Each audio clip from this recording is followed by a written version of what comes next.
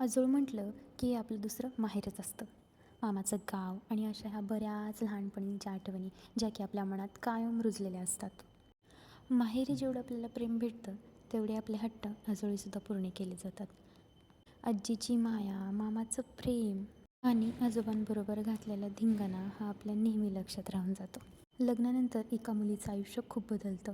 माहेरच तिच्या क्वचितच संपर्कात येतं.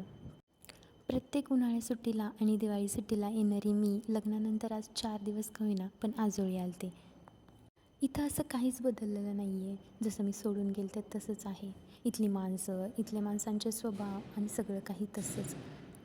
आज मला इथून जायचं होतं, तर मनात असे बरेच प्रश्न होते की अरे परत कधी येणं होईल, कधी भेटणार, कधी आपण असं धिंगाणा घालणार, परत कधी असं बोलणं होईल, परत कधी असं बसणं होईल, परत कधी असं शेतात जाणं होईल, परत कधी अण्णांबरोबर धिंगाणा घालणं होईल. असे बरेच सारे प्रश्न माझ्या मनात चालले होते.